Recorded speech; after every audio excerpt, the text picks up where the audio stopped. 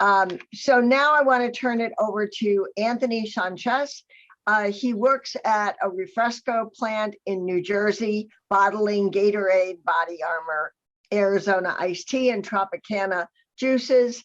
And in 2017, PAI Partners, which is another private equity firm, became the co-owner of Refresco. And let me just point out as we go through these examples that often, you know, the private equity firm is behind actually kind of the puppeteer that we don't see, you know, pulling all the strings. And so when something goes wrong, we blame the brand company like Sonic or Dunkin' Donut or whatever, when it is really the private equity owners, and they are behind the scenes. So we don't even know their names, such as PAA Partners.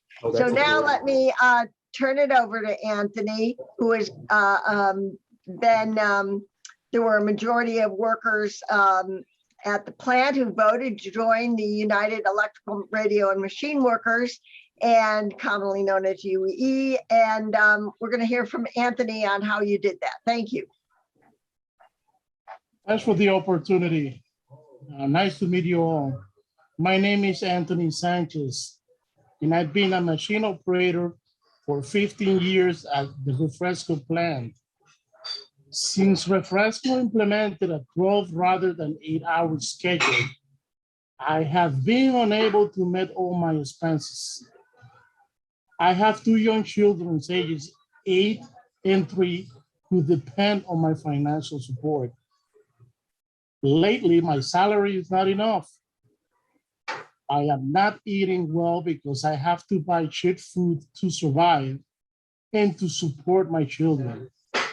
My nutrition is not good because to have a good nutrition is too expensive for me to afford. For me to meet all my expenses, I have always had to work overtime. But lately, overtime is not helping enough since Refresco implemented 12-hour schedule intending to eliminate overtime for the workers. There are now times when I can't pay my bills, barely paying the minimum of my credit card debt, and I'm always behind a month on my phone bills, internet, and cable. The employer provided health insurance is abysmal, very expensive, limited coverage, high deductibles. I had to go to the marketplace instead to get a better coverage. When I'm not at the plant, I live in a complete stress because when I'm not there, I think about how I have to go back and work. Then when I'm at work, it's not a friendly environment. It is hostile. I've been retaliated against for trying to organize a union at my workplace. In winning our union election back in June, we beat the combined forces of the world's largest bottling corporation, the same union busters used by Trump at his properties, and a team of expensive DC lawyers, which include Jack Turner, the former executive secretary of the NLRB. They thought we could be easy to fool and that they will convince the majority of my workers to vote against our union. But we made sure to educate our coworkers so they could see right through the lies. Since we have won our union election, Refresco has done everything it can to delay our union victory certification by claiming that the NLRB and that Refresco itself engaged in misconduct during the election, that we need a new election. The NLRB has said that there is no merit to these challenges, but labor law is weak and Refresco gets to keep playing these games even through we won our union fairly. Early this month, a convoy of my coworkers confronted plant management in an office at work. Workers turned in letters with 120 signatures for workers demanding that the results of the union elections be respected and that they stop hiding behind lawyers.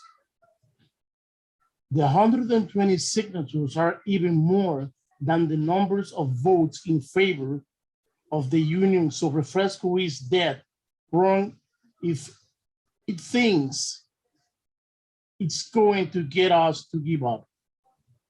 If Refresco continues playing legal games, we will only continue the pressure on them until they accept reality and understand that they can no longer try to run over us.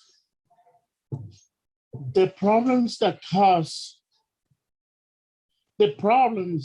could be addressed through negotiations continue at the plant. For example, there have been 2 fires at the plant in the last 3 weeks. This is generally because of the lack of maintenance and upkeep of the plant, bad management. In either case, the Refresco management called the fire department. The fire alarms don't even go off either time. Refresco just has no regard for their employees' health. Please help us. Please help support the fight of my coworkers and me, and tell PAI partners to do the right thing and have Refresco start bargaining with us. They need to stop stalling. It's up to me and my coworkers to improve our working condition and make our plant safe and a fair place to work. We will do through our union, through our organizing, and with community support. Thank you.